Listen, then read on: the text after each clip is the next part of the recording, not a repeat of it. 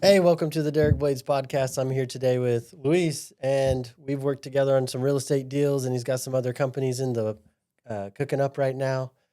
How you doing? Thanks for coming. Yeah, I appreciate the invite. I'm doing really good. Just trying to hammer everything out, and just keeping moving forward with the real estate business. But we're always wanting to grow, so here I am wanting to talk about my new adventure. KLP Paving. There you go. KOP Cuban Paving LLC is the official name, and we'll talk about that in a bit what that means. But yeah, KOP Paving. You only hire Cuban guys? Is it only Cuban guys that show up to pave your driveway?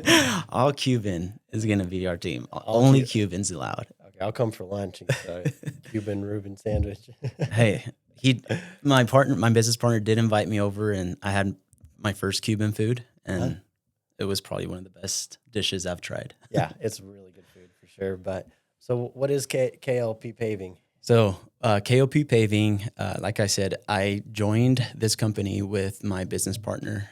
He came to me one day with the idea of starting this company, which obviously he had already chosen the name. And he's worked for almost 10 years in the paving industry. And basically what that means is he does anything that has to do with like asphalt work, concrete work, and that nature. And he just asked me, hey, I need a good English-speaking partner. And we talked about it, worked out the deal, and I got my concrete contractor's license, and I joined his team, or his business, which is now our business. Wow, that's really cool. And really moving forward, especially in the next 5 to 10 years, being a bilingual salesperson is like so valuable. And our kids are bilingual around the house. I tell them, man, anytime you can connect, different communities and you can sell to everybody, well, just being able to reach everybody is so important. So that's cool that you're using being able to speak two languages and being able to be a sales guy, get out there and sell a lot of asphalt, right? Yeah. Cool. Yeah, I think that's key. Just being bilingual is definitely a huge, step in different doors that'll get you ahead than someone that just speaks one language. And this opportunity was brought to me for that reason, being, being bilingual and being able to help partner in that, and just to bring this company and move it forward for him and just help the community, both Hispanic and English. So do you service all around Wichita or around the Midwest? Or? So really, future projections, just thinking way in the future. We want to service wherever, Kansas in particular, but these states around us like Nebraska, Colorado, Oklahoma, and Missouri is going to be our ultimate goal. Yeah. Yeah. I mean, for something like this, you could go anywhere. It's a big commercial jobs. That's where the money's at. On old lady ones are wall sanded and painted a little bit. There's not a lot of money in that. So I think this is in the right direction, doing big driveways.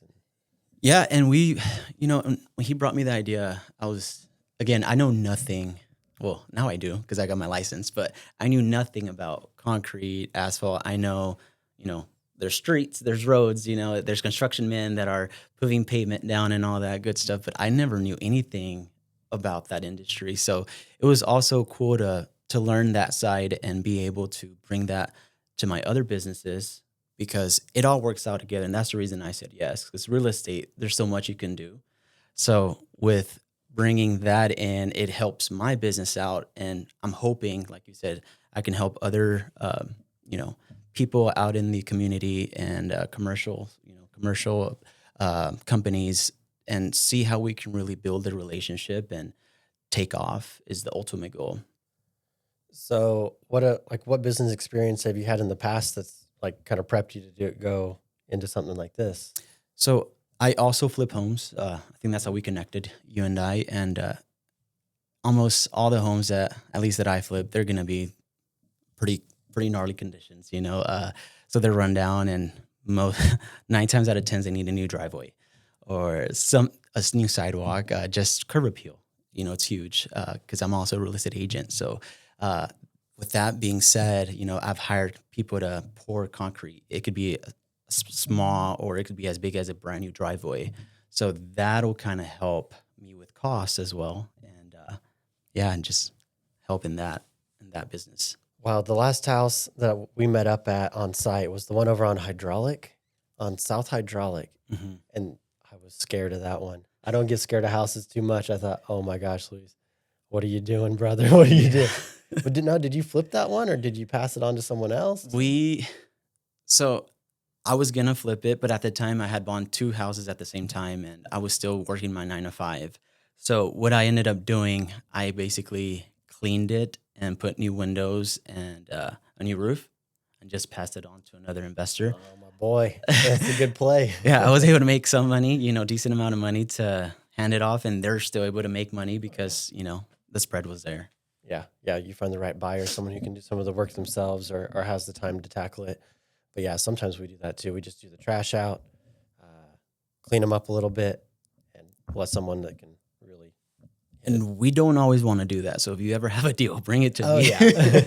yeah. That's just those scenarios, whenever you're like, okay, I need my money's tied down over here. So I just need to let go of it fast, make some quick cash. Yeah. And man, when you're flipping houses, the cash conversion cycle is so long. Like you put it under contract, it's 30 to 45 days to close on it, and then 3 or 4 months to rehab it, put it on the market. It's like, because my dad was asking me, like, why are you always flipping so many houses? It's like, well, I got to start one a month to get one sold a month. Exactly. So I can get some income. Yeah. And then it's crazy. Like you mentioned, there's money being thrown at a house, and then you don't see money coming in because it could be 2-3 more months until you could actually get your return with that house specific. So yeah, I had to get that, keep that in my mind whenever I started that business. Is I have to always have some revenue coming in, and that's just buying more. Mm-hmm. Well, I think being an agent and doing stuff like this, like having a service company, we were in some mastermind classes, and they preached about have a service company, a tree trimming, a landscaping, asphalt company, just to always generate the revenue, and then get the big home run deals when you do the fix and flip stuff. So you're going to keep doing the fix and flip? You're going to keep doing the real estate investing too? Dude, I love it enough to not be able to let it go, which I hate it too. But that's a different story because I hate it, but I love it, And yes, I'm definitely going to continue to do that. This is, these little side jobs or side businesses is more so to help me, but also help other investors here in Wichita, because ultimately it comes down to partnership and relationships. And I am like all about building relationships with, other people, new investors, seasoned investors, companies that are really wanting to grow. I want to be part of that growth. Yeah. Yeah, absolutely. Our driveway out here at the office is in good shape, but there's some small cracks. I need you guys to come out here and stick some tar down in there. Trust me, I looked. I'm sure you already saw it. When I had not in a bad way. Anytime now, if I'm going to the bank, if I'm going to the coffee shop, I'm looking at cracks now because I'm like, I got my license, so I'm starting to notice these things because it's like, as an investor side of real estate, I end up noticing houses. Now I'm noticing driveways. That's funny. It's like the barber looks at everybody's haircut. It's that. Literally, and it's one of those things. It's funny because I'm calling my partner like, hey, come come walk this property and give me an estimate so I can call the owner. Because we do free estimates, just to again trying to go above and beyond and not wait on people to call us. We're just starting off the business, so we're going out together sometimes and just starting to measure parking lots, and just talking to the owners. So let me ask you, being in real estate, so we prospect for deals, we see boarded up houses, and you can skip trace and find the owner. So I'm not going to lie, I've been doing it 10 years, hundreds of deals. And sometimes I'm still scared to call, just cold call somebody. So with a business like this, will you go knock the door and say, hey, let me do your... So, yes and no. So if it's apartment complexes, we typically go and talk to the, I think it's, what do you call it? Like the office manager or something like that, apartment manager. And we end up talking to them first. We get the information. Hey, who do we need to contact in order for us to give this estimate? Because I know they don't make the ultimate decision. It comes down to either the board or the owner. And I just get emails because 9 times out of 10, they won't give us their cell phone number, which is fine. But that's kind of how it goes. It's not really cold calling. It's walking in, which is a little bit scarier, but you just have to put that aside and just go for it. Well, I think most people know when you call it out and say, hey, you see what's going on out here. Maybe they've just postponed it and, uh, maybe didn't want to write the check yet. So sometimes just bringing it to their attention, Yeah. bring it top of mind and let them know you're there to help. That's the biggest thing in business. Even with the cold call is I always tell myself, don't feel bad. Obviously this person has the property. Obviously, I'm just trying to help. So You always have to bring something like worth it for them, whatever it is. So if you bring that within that conversation, even if they say no, someone's going to say yes. So, it's like cold calling. But I never cold called, by the way, which my coach at the beginning of real estate is like, you have to cold call, do this. I was like, that's not me, So now like walking into businesses or talking to people just randomly, hey, let me fix your driveway. Or, like, let me give you a bid.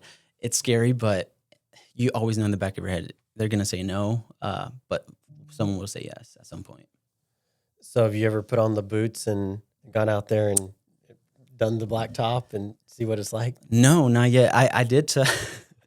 I told my business partner, I was like, when we get something big like that, because he's like, I'm going to, you don't worry about it, because he knows I have this full-time, like doing the real estate stuff full-time. I was like, no, I want to go out there, put on the boots. I want to scrape. I want to do all that, because I feel like you have to know what you're doing too. Like if I'm selling something, I want to know what I'm selling.